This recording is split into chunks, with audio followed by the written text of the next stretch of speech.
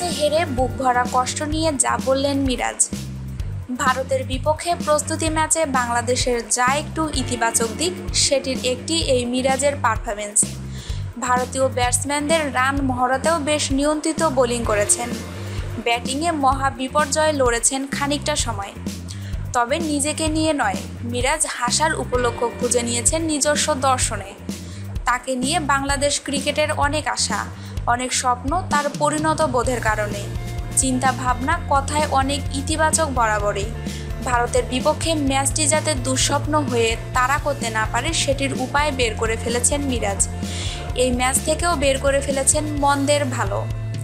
আজকের দিনটি আমাদের ছিল না, তবে আমি ইতিবাচকভাবে নিলে বলতে পারি যা যাওয়ার প্র্যাকটিস ম্যাচের উপর দিয়েই গেছে। আল্লাহ যা করেন ভালোর জন্যই করেন। সামনে আসল খেলা, বড় ম্যাচ। আশা করি খারাপ সময়টা প্রস্তুতি ম্যাচের উপর দিয়েই গেছে। কিন্তু তিনি যা বললেন, ড্রেসিং রুমের অন্তর্মহলেও কি একই রকম ভাবনা? তার ভাবনা কি প্রতিফলিত হচ্ছে দলের মানসিকতায়ও?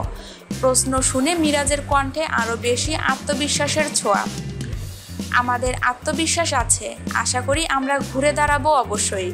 ড্রেসিং রুম একদম ঠিক আছে, সবাই জানে একটা ম্যাচে এরকম হতেই পারে, মূল ম্যাচে এরকম হবে না, সবাই আত্মবিশ্বাসী।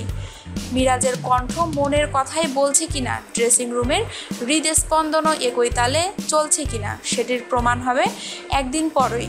বৃহস্পতিবার চ্যাম্পিয়ন্স ট্রফির উদ্বোধনী ম্যাচেই ইংল্যান্ডের মুখোমুখি হবে বাংলাদেশ। আমাদের নিউজটি ভালো লাগলে নিউজটি অবশ্যই আপনার বন্ধুদের সাথে শেয়ার করবেন এবং স্পোর্টসের নিত্য নতুন নিউজ পেতে আমাদের চ্যানেলটিকে সাবস্ক্রাইব করে আমাদের সঙ্গেই থাকবেন। ধন্যবাদ সবাইকে।